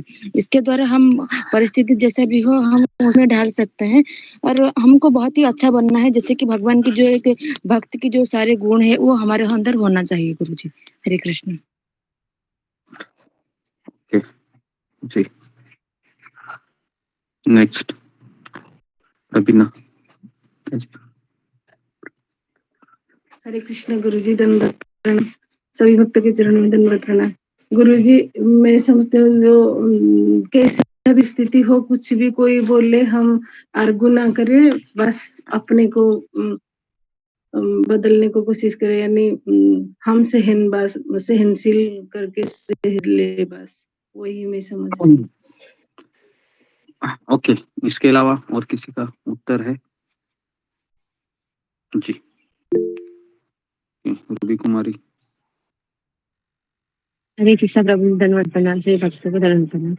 आपको भी मुझे ये समझना है कि बदलना है कि मुझे अपने आप को स्वामी नहीं समझना है किसी चीज के लिए। मैं एक दास हूँ भगवान की और दास सेवक के रूप भाव में मुझे सेवा करनी है, ये मुझे समझना है। ओके, देखिए अच्छा बताया है, आप अपनी अपनी अंडरस्टैंडिंग से बताया। तो जी, तो बेसिकली भगवान हमें अपने आप को बदलना इसलिए चाहते हैं क्योंकि जो भगवत धाम जाने की जो योग्यता है, उस योग्यता को प्राप्त करने के लिए इन चीजों को जीवन में स्वीकार करना जरूरी होता है कि मुझे बदलना है। ये मेरे साथ रहने वाले लोग इसलिए नहीं बदलना चाहते हैं क्योंकि उनके जीवन का लक्ष्य कृष्ण नहीं है, उनके जीवन का लक्ष्य संसार है, इंद्रिय तृप्ति है, भोग विलास की जिंदगी है। तो ये कभी नहीं बदलेंगे। इस संसार में सबसे बड़ा दुख अपनों से मिलता है क्योंकि वहां पर हमारा आकर्षण बहुत ज्यादा होता है। और दूसरी बात है कि परिस्थितियां हमें इसलिए जीवन में भगवान लाकर खड़ा करते हैं ताकि कृष्ण की इच्छा है कि अभी तुमको मेरे पास आने के लिए एक कदम उठना है। उठाओ, तुम क्यों नहीं उठा रहे हो? उठाओ। कृष्ण चाहते हैं कि हम कदम उठाओ, लेकिन एक कदम उठाने के लिए हमें वापस अपने आप को तैयार करना होता है। मैं कैसे तैयार करूं? तो इसलिए भक्ति मार्ग में परिस्थितियों को बदला जाता है, अपने आप को बदलना चाहिए। लेकिन अपने आप को बदलना भी संभव नहीं होता है क्योंकि सही और गलत इन पहचान से हम ऊपर नहीं उठते हैं। मेरे साथ गलत हो रहा है, मेरे साथ गलत क्यों हो रहा है? मैं गलत नहीं थी, मैं गलत नहीं था, मैं तो भक्त हूँ, माला करता हूँ, प्याज लहसुन भी छोड़ दिया है, चाय कॉफी नहीं पी रहा हूँ, अच्छा जिंदगी जी रहा हूँ, फिर भी मुझे ही बदलना पड़ेगा? ये सवाल हमें बहुत विचलित करता है। कितने लोग ऐसा सोचते हैं? फिंगर को रेस कीजिए जब अपने आप को बदलने की बात आती है। तो ये सवाल हम अपने आप को पूछते हैं कि मैं तो बदल गया हूँ, लेकिन कृष्ण चाहते हैं कि अभी भी नहीं बदले। बदलो बदलो बदलो। ठीक है, तो इस प्रश्न का ये जो उत्तर है, तो आज के क्लास में काफी चीजें हैं। पिछले 10-15 मिनटों से हम चर्चा कर रहे हैं कि जी, क्योंकि भय है, यह भय से हमको निकलना है। ये भय हमारे ऊपर हावी नहीं होने देना चाहिए। कुछ भी हो जाए, एक बार गौर गोपाल प्रभु को जब वह इतने बटार नहीं बने थे, अभी गौर गोपाल प्रभु पूरे इस्कॉन में स्टार है, एक नंबर है ऑल ओवर द वर्ल्ड। अगर कोई देखे तो गौर गोपाल प्रभु है, इनके विदेश के कोने कोने में भी इनके फॉलोअर है ना। एक बार एक भक्त बता रहे थे, राधा गोपीनाथ मंदिर के ब्रह्मचारी ब्रज बिहारी प्रभु, वो एक रशिया के गांव में गए थे, छोटा सा गांव था। तो उन्होंने कहा मैं बस में बैठा और बस के पीछे से ही मुझे 2 लड़कियां थी कॉलेज की, और जोर से उन्होंने और गोपाल प्रभु का ही वीडियो लगाया था। तो उनको आश्चर्य हुआ कि मेरे जो गुरु भाई हैं कितने प्रसिद्ध हुए हैं करके, है ना। तो एक समय वो जब स्टार नहीं बने थे तो उनको पूछा गया था कि आप तो बड़े इंजीनियर हैं, इतने पढ़े लिखे हैं, हमारी फैमिली में से हैं, माँ बाप के इकलौते बेटे हैं, कल जाके अगर इस्कॉन बंद हो गया तो आप क्या करोगे? आप तो साधु बने हैं ना। तो उन्होंने अच्छा उत्तर दिया, कल जाके इस्कॉन बंद भी हो गया है ना, तो मैं पढ़ रहा हूँ, मैं किताबों को पढ़ूंगा और फिर प्रचार करूंगा जो भी मुझे मिले, और जो भी मुझे वो लोग देंगे खिचड़ी राइस दाल, उसको खा लूंगा मैं, और मैं तो पीछे मुड़ने वाला नहीं हूँ। तो इतना विश्वास, इतनी श्रद्धा उनमें पहले से ही थी, स्टार बनने से ले। जी, तो ये गौर गोपाल प्रभु को मैं इंसिडेंट बताया। तो इसके लिए उनको भय कभी सताता नहीं है भय। तो इसके लिए मैं अभय, जिन्होंने अभय, है ना, प्रभुपाद जी का नाम क्या था? अभय चरणारविंद। अभय, अभय प्रभुपाद जी के पिताजी कहते थे अभय, कितना सुंदर नाम है अभय, जिसको भय ही नहीं है। ओके, तात्पर्य में लिखते हैं। तो इसके ऊपर ही मैंने बहुत चर्चा की। भय, परिस्थिति, बदलना, ये ट्रायंगल है। भय आने के बाद कृष्ण की डिमांड होती है तुम बदलो, लेकिन परिस्थितियों को हम देखते हैं कि मैं कैसे बदलूं, कितना बदलूं अपने आप को, और सवाल आने लगते हैं कि जब से भक्ति में आई हूँ, जब से भक्ति में आया हूँ, ये ज्यादा ही हो रहा है मेरे ऊपर, है ना। सबका सुनना पड़ रहा है, सबका सुन के सबके काम भी करूं, ऊपर से इनको हंसते हंसते मुझे इनके पास जाना है ना। तो कठिन हो जाता है भक्त के लिए, लेकिन क्या करे, कृष्ण की इच्छा है कि वो चाहते हैं कि आप इसी जन्म में आ जाए उनके पास। तो भक्त को भी चिंता सताती है, भक्त भी दुविधा में पड़ता है, भक्त को भी जीवन में समस्याओं का सामना या मुंह दिखाना पड़ता है, लेकिन वह सोचता है कि ये परिस्थिति बदलने के लिए आई है, तो मैं मार्गदर्शन लूंगा और प्रयास करूंगी। तात्पर्य में प्रभुपाद लिखते हैं कि अथवा पूर्ण पुरुषोत्तम भगवान सभी पर, इस नियंत्रक, ये शब्द भी बहुत ही टॉर्च होता है अभी। आवाज कट रही है गुरु जी।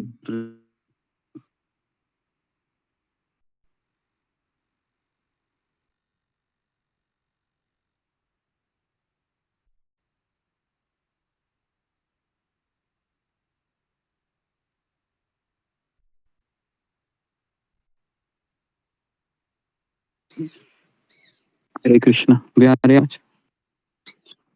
जी गुरु जी। जी, ओके। तो मैं ये था कि ये नियंत्रक शब्द ही हमें बहुत करता है। टॉर्चर का अर्थ है कि ये शब्द ही ऐसा है कि हमें इस संसार में दुख देने के लिए पर्याप्त है, नियंत्रक। क्योंकि हम सब नियंत्रक बनना ही चाहते हैं, क्योंकि हमारे नस नस में, खून खून में भरा हुआ है कि मुझे नियंत्रक बनना है या मुझे सेवक नहीं बनना है। क्योंकि सेवक बनना बहुत कठिन है। सेवक बनना मतलब आपको आदेश को एक्सेप्ट करना है और फिर उसके अनुसार चलना भी होगा। और एक दिन चलना है क्या, 2 दिन चलना है, 4 दिन चलना है, तो जिंदगी भर चलना है। और जिंदगी भर चलना कठिन होता है ना। रोज रोज रोज रोज रोज रोज रोज वही चीज, है ना। तो फिर व्यक्ति तंग आता है कि रोज रोज रोज रोज ये क्या है भाई, माला भी करूं, सुबह भी उठूं, इतना करूं, तो परेशान हो जाता है। फिर कई भक्त हैं हमारे ग्रुप के, पिछले 2 साल में कम से कम मुझे ऐसे 15-20 भक्त तो मिले हैं जिन्होंने हम भक्ति करना चाहते हैं गुरुजी, लेकिन हालात है वो ठीक नहीं लग रहे हैं, तो इसके लिए हम सत्संग में नहीं आ सकते। हम माला करेंगे 16 माला, लेकिन आपको एक बात बताऊं मैं कि जो व्यक्ति सत्संग में नहीं है, वो माला हमेशा के लिए, हमेशा छोड़ो, 1 महीना भी करेगा ना हम उसको मानेंगे कि ये सही में भक्त है। असंभव शब्द है, असंभव। सत्संग के बिना 16 मालाएं बनाए रखना, कितने लोगों ने कि सत्संग के बिना 16 माला को मेंटेन करना ये असंभव, कठिन है। असंभव और कठिन, कठिन तो एक बार ठीक लग रहा है, असंभव का अर्थ है कि संभव ही नहीं है। ओके जी, आप अपना ही देख लो ना कि 1 दिन भी सत्संग नहीं होगा, 2 दिन भी नहीं होगा, उसका तुरंत परिणाम माला पे होता है।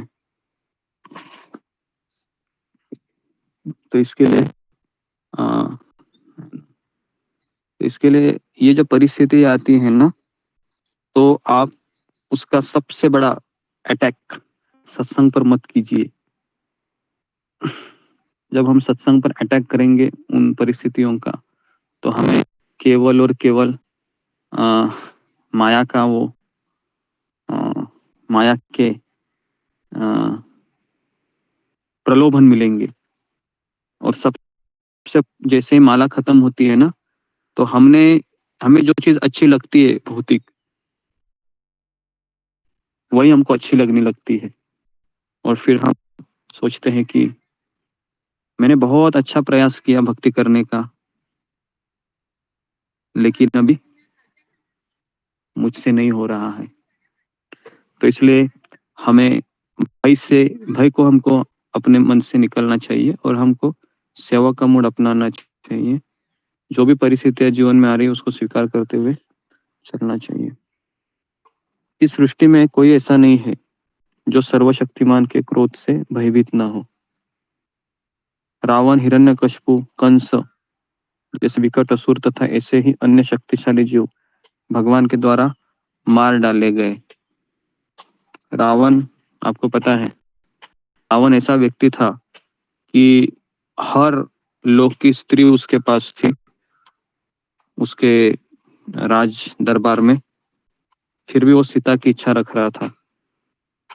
तो सीता को उसने किडनैप किया, सीता माता को, और हम सबको पता है फिर इतिहास क्या हुआ। हिरण्यकशिपु, कंस, ये बड़े बड़े असुर है जो नियंत्रक बनना चाहते थे, तो सब परास्त हो गए। तो हम नियंत्रक बनना भी चाहेंगे ना, तो क्या हम रावण के जैसे बन सकते हैं? क्या हम हिरण्यकशिपु जैसे बन सकते हैं? हम कदापि नहीं बन सकते हो। रावण तो ऐसा सत्ताधीश था, है ना। हम तो अपने परिवार में ही नियंत्रक बनना चाहते हैं, वहां से भी जूते पड़ते हैं। तो आप सोचिए कि रावण था एक तरीके से इतना बड़ा वह राक्षस था कि, है ना, किसी को मानता नहीं था वो। फिर भगवान ने ही आकर उसको मार दिया। पराक्रमी वासुदेव ने अपनी समस्त निजी शक्तियां अपने नाम कर रखी है। Very very important. कौन सा वो श्लोक है, कौन मुझे बताया? प्लीज कीजिए। चैतन्य शिष्टाष्टकम में से वो श्लोक है कि भगवान ने अपनी सारी शक्ति है वह हरि नाम में डाल दिए है। कौन श्लोक है बताइए जी। रीना सिंह।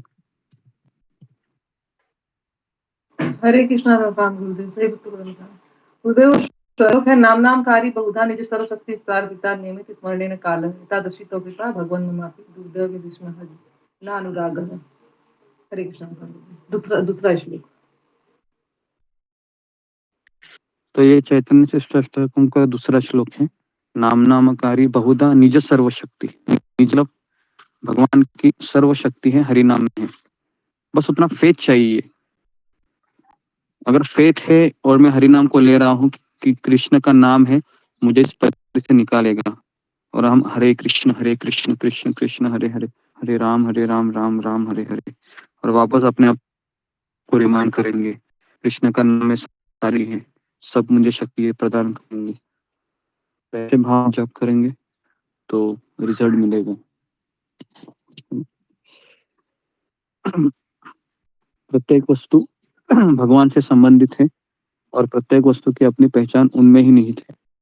यहाँ पर कहा गया है कि भगवान कृष्ण के नाम से साक्षात भय तक भयभीत रहता है।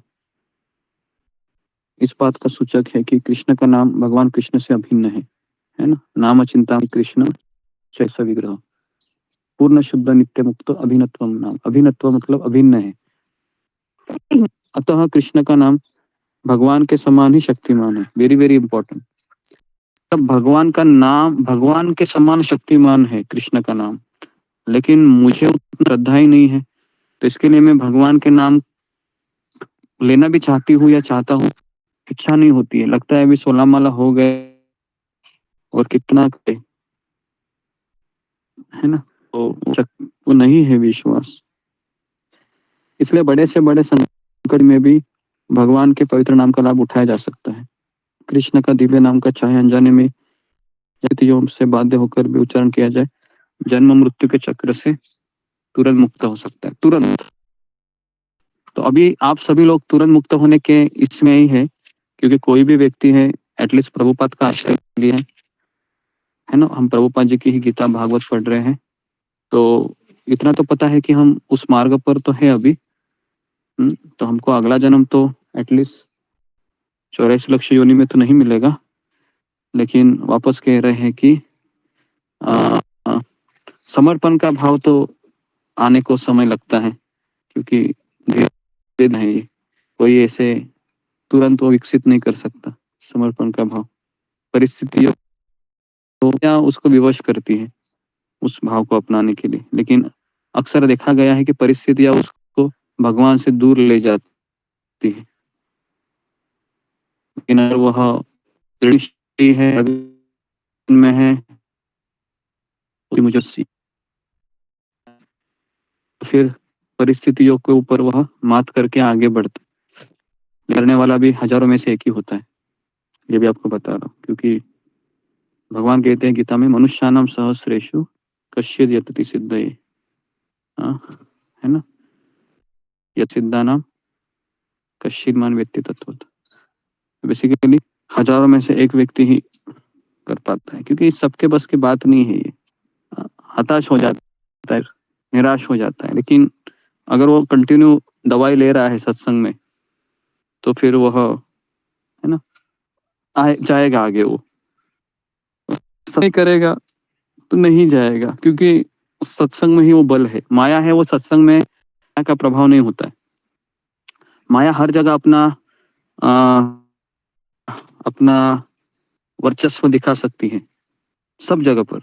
अपने हम अकेले हैं तो माया हमको आसानी से मात कराएगी। लेकिन अगर हम भक्तों के संग में हैं, गुरु की शरण में हैं, गुरु की वाणी को सुन रहे हैं, रेगुलर है, तो फिर माया को परास्त नहीं कर पाएगी।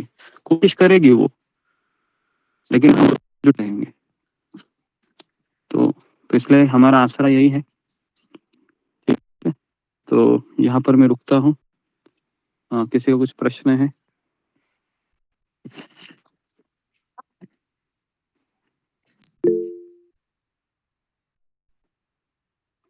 जी, अशोक चावला।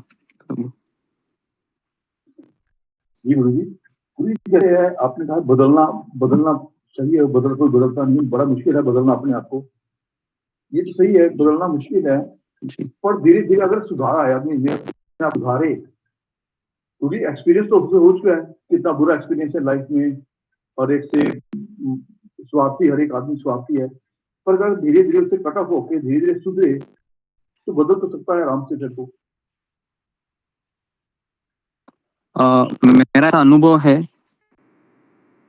कि पता हो जाती है हमारे जीवन, और व्यक्ति जब सोचने में उसको लगता है पूरी आवाज कट रही है। तो पूरी आवाज कट रही है। समझ एक मिनट।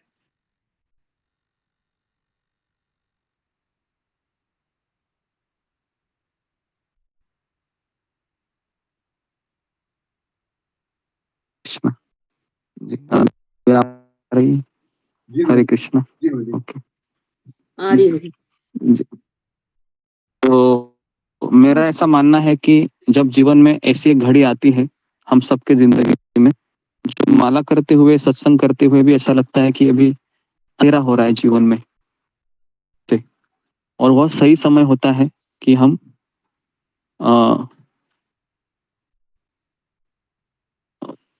हमारे ऊपर कि हाँ अभी अभी ये सही समय है, कि वो परिस्थितियां हमें बदलने में विवश करती है। उस समय आप उसको मुंह नहीं दे सकते, करेंगे तो फिर कृष्ण से दूर जा सकते हैं। आर्या पार की लड़ाई होती है उस समय, है ना। आपके जो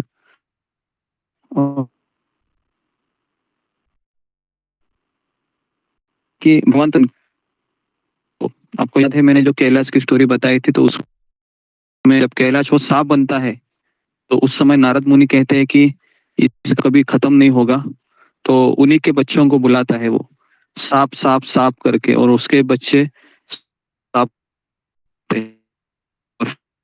हम मुझे आवाज नहीं आ रही। परिस्थितियां हमें बेसिकली वो करती हैं ये कॉल उठाने के लिए, और ये परिस्थितियां हैं वह हम सबके जीवन में आएगी, कभी ना कभी आएगी। अभी नहीं तो 1 साल के बाद, 2 साल के बाद, 4 साल के बाद, 6 साल के बाद। तो इसलिए अगर हम पहले से ही समर्पित भाव रहे तो इन हालातों को एडजस्ट करना आसान होता है, और अगर हम वो नहीं है तो फिर भगवान चाहते हैं कि तुम अभी धीरे धीरे क्यों ना हो कोशिश करो समर्पित होने। ठीक है, जी समझ में आया कुछ? धन्यवाद गुरु जी। क्या समझ में आया आपको? गुरु जी यही कि भगवान समय ला देते हैं जब हमें आर्या पार के वो करना पड़ता है, या इधर या उधर, ऐसा देखना पड़ता है, सोचना पड़ता है, और वही सही समय होता है, ठीक समय होता है जब हम स्विच ऑन कर सकते हैं और दूसरे नीचे नहीं गिरना चाहते। ओके जी, धन्यवाद आपका समझ एकता सोमानी। हरे कृष्णा गुरु जी धन्यवाद। गुरु जी ये भक्ति है, ये पूर्व जन्म की लिखी हुई, मेरे को लगता है, इससे मेरे को तो लगता है कि लिखी होती है, क्योंकि एक ही घर में 4 बच्चे होते हैं, उनको वही संस्कार मिलते हैं, वही मतलब है, वही जो मतलब एक बच्चा तो करता है, 3 बच्चे नहीं करते। एक जगह होती है कि कोई भक्ति करना चाहता है और उसकी आती है परिवार में कि उसकी माला भी फेंक देते हैं, उसको कुछ करने ही नहीं देते, वो कोशिश करके भी नहीं कर सकता। ऐसे क्यों होते हैं गुरु? इसका मैंने कल ही उत्तर दिया ना कि द्रौपदी भी तो भक्ति का, द्रौपदी ने सब, वो भी तो भक्ति करना चाहती थी, तो कंस ने देवकी की भी फीडबैक फेंक दी थी। देवकी सोच रही थी कि मैं भी 16 माला करूं। कंस ने कहा देवकी तुम नहीं कर सकती माला, अंडे कोट हो। तो अभी बताओ, तो माता देवकी के बारे में तो कल ही बताया है ना आपको। तो और दूसरी बात है, भक्ति है किसी के पे लिखी नहीं रहती, भक्ति ये गिफ्ट है, उपहार, ये एक भक्त के द्वारा हमें प्राप्त होता है। भक्ति इसके लिए बुरे से बुरे व्यक्ति को भी मिल सकती है क्योंकि भक्त उसको देना चाहता है, और भक्ति अच्छे से अच्छे व्यक्ति को भी मिल सकती है क्योंकि वो भक्त उसको देना चाहता है। तो इसके लिए भक्ति से इतना इतना हमेशा याद रखिए, भक्ति उपहार है, जो भाग्यवान व्यक्ति को ही मिलती है और आपको मिली है, और आपको उसको भी संभाल के रखना है। एक ही घर में जैसे बच्चे रहते हैं गुरु जी, एक ही परिवार में जैसे बच्चे रहते हैं तो उनको वही माहौल मिलता है, सब कुछ वही मिलता है, तो वो एक तो करता है, तीन नहीं करता, तो इसका क्या कारण हो सकता है? तो उसका मतलब क्योंकि जिसको एक को मिला है ना उपहार, उसका अच्छा है या उसका कि वो किसी भक्त के संपर्क में आ गया है ना। बाकी के तीन है वो नहीं आए संपर्क में, इसके लिए वो ऐसे ही रह गए। तो एक ही माता 4 बच्चे हैं क्योंकि वो चारों उनके साथ कनेक्शन है पिछले जन्म से। लेकिन भक्ति का कोई पिछले जन्म से कनेक्शन से भी ज्यादा, ये अगर भक्त से कनेक्शन होता है तो उसको तुरंत मिल जाती है भक्ति, है ना। जैसे मैं अभी, हम तीनों भाई है, तो अभी क्या तीनों भाई भक्ति कर सकते थे? तो मैं अकेला संपर्क में आया भक्ति के। भक्त ने मुझे कहा कि ये लो, सत्संग करो, मंदिर आ जाओ, तो मैंने स्वीकार किया। फिर मैंने भाइयों को भी मैंने लाना चाहा, लेकिन घर वालों का बहुत अपोज था।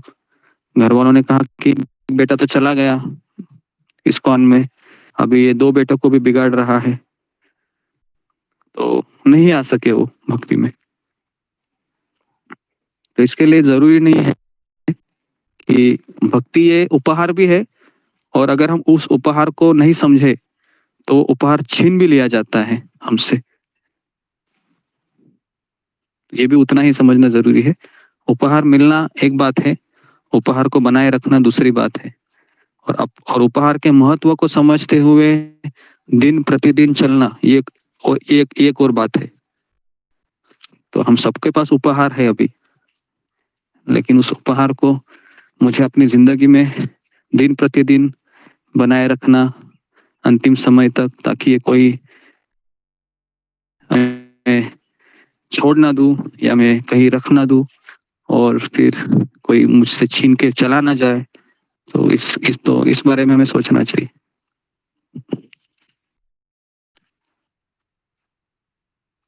आया समझ में?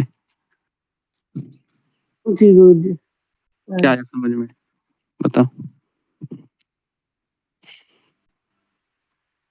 कि हमको मतलब अपने ऊपर विश्वास रखना है कि हमको जब गिफ्ट मिला है इसको हमको खोलना नहीं है। जैसे अपने गिफ्ट मिलता है वो प्यार से संभाल के रखते हैं, जो हमको अच्छा लगता है उसको हम किसी को हाथ भी नहीं लगाना, जैसे अपने भक्ति को रखना है, मतलब संभाल के जब मिली गई है। ठीक है, तो आप संभाल रही हो ना? कोशिश में लगी हुई गुरु जी। ठीक है, ओके। नेक्स्ट आखिरी क्वेश्चन, ममता पाल। हरे कृष्ण गुरु जी, जैसे कि हम आपकी कृपा से, भक्ति की कृपा से ऐसा मेरे मन में होता है कि मैं माला करती हूँ, है ना, और सुबह उठ पाती हूँ या फिर सत्संग करती हूँ। तो ये करती हूँ, मतलब वो तो मेरे दम से नहीं, सभी भक्तों और आपकी कृपा से हो पाती है, लेकिन फिर भी मन को एक शांति मिलती है कि मैं सही रास्ते में हूँ, सही दिशा में जा रही हूँ, मतलब पहले जैसा नहीं।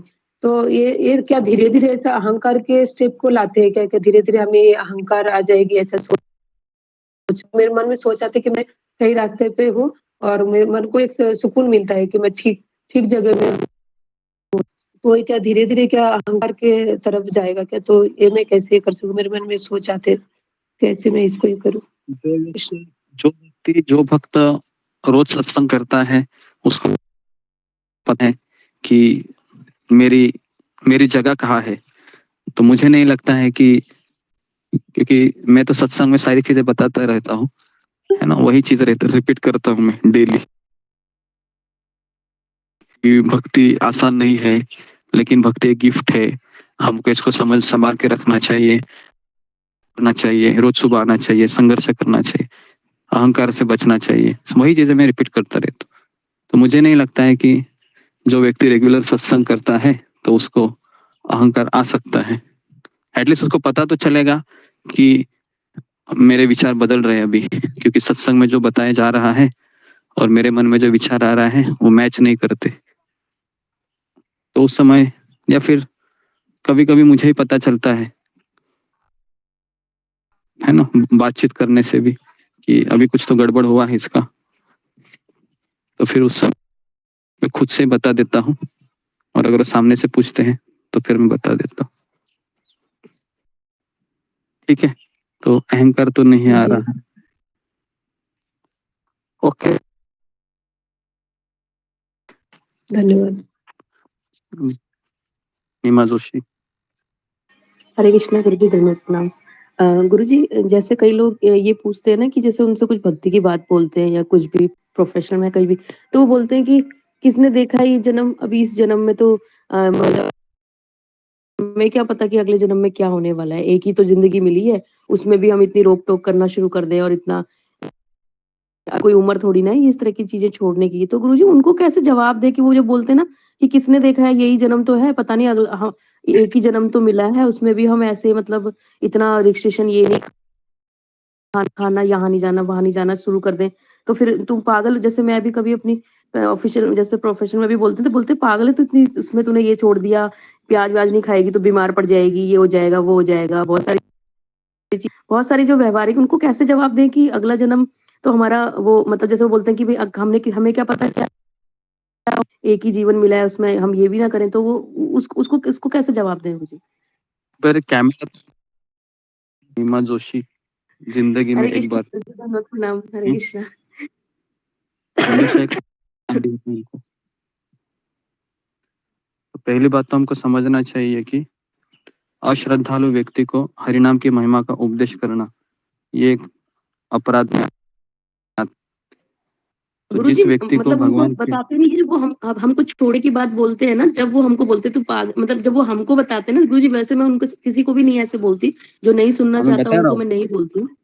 मैं बता रहा हूँ इसके लिए कि जिन लोगों के सामने आपको भक्ति की बातें अच्छी नहीं लगती हैं, तो उनके सामने कोई ये चीज नहीं करनी है। अगर वो सामने से बात करते हैं तो उनको आप कह दीजिए कृपया करके मेरी आप चर्चा मत कीजिए।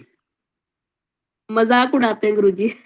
हाँ, मैं वही बता रहा हूँ, अभी मजाक उड़ाते हैं इसका मतलब है कि आप भी वहां पर अपना हृदय कुछ हद तक देती है, इसके लिए वो मजाक उड़ाते हैं, है ना। जैसे टीका, जैसे तिलक वगैरह के लिए जैसे कोई छोड़ते हैं ना, तब बोलते हैं कि अभी से क्यों, जैसे हम कभी लंच, कम्युनिटी लंच होता है तो सारे इकट्ठे बैठे होते हैं, और वो कुछ घर से बना के लाए होते तो अब बताना तो पड़ता है, अगर कुछ ना बोलो तो बोलते फिर वही वाली है, तो बताना पड़ता है तो बोलते हैं पागल किसी, मतलब ऐसे उनको क्या एक सही जवाब।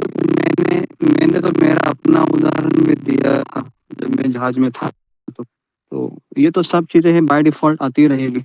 लोग परेशान करेंगे, लोग बोलेंगे, मजाक उड़ाएंगे, तो उसको सहन करना है होगा अभी, और कोई दूसरी चीज तो है नहीं ना। हम पूछ सकते हैं, अभी पूरा लेक्चर तो उसी में दिया कि हमें अपने आप को ही बदलना है, क्योंकि वो लोग तो रुकेंगे नहीं। क्या तुम उसके जबान पे बैंडेज लगा सकती हो? चुप रहो अभी, नहीं नहीं कर गुरुजी। सकते। वो तो बोलते ही रहेंगे, वो ये भी बोलेंगे, शायद तुम्हारा इतना मजाक उड़ाएंगे कि चार चार लेडीज मिलकर तुमको वो सबक सिखाने देखेंगे, है ना, कुछ भी हो सकता है। तो इसके लिए जितना हो सके उतना फिर कम बात करना ही बेटर होता है, और फिर लेकिन उस हालत में फिर बहुत टैक्टफुली रहना चाहिए। वो कैसे रहना है वो आपको देख। बस ये है कि प्रोफेशनल हूँ, पर मुझे कोई इफेक्ट इफेक्ट नहीं करती गुरुजी ये, क्योंकि मेरे को इतना पता है कि ये तो सब चीजें होती रही, जैसे बताते हैं और लोग भी बताते हैं, तो मैं इफेक्ट नहीं होती, पर कई बार एक सटीक जवाब मिल जाए ना उनको, तो ये लगता है कि भाई ये ही सही है, तो जो बोलना है एक बोलो, चीज, वैसे मुझे फर्क नहीं पड़ता मुझे, तो मैंने क्वेश्चन किया है। तुम एक सटीक उत्तर दोगे ना तो वो दो देंगे, तुम दो देंगे वो चार देंगे, ये चलता रहेगा। ये भी मैं बता रहा हूँ, क्योंकि ये लोग है ना बहुत पैशनेट रहते हैं, ये लोग कभी हार नहीं मानते हैं, और बल्कि ऐसे बोलते हैं कि तुम एक दिन हम तेरे को खिला के छोड़ेंगे, क्या कहते हैं, अगर तू खाएगी नहीं ना तो हम तेरे को ऐसे गुरुजी ऐसे भी बोल। ठीक है, बोलते रहे, नॉर्मल चीजें। ओके ओके गुरुजी, हरे ओके, कृष्णा तो गुरुजी। जी, तो यहाँ पर मैं रुकता हूँ। आप सबका बहुत बहुत धन्यवाद। श्रील प्रभुपाद की जय। जय जय जय जय जय हरे कृष्ण गुरु जी हरे कृष्ण गुरु जी हरे कृष्ण गुरु जी प्रणाम की दंड सभी भक्त के चरणों में प्रणाम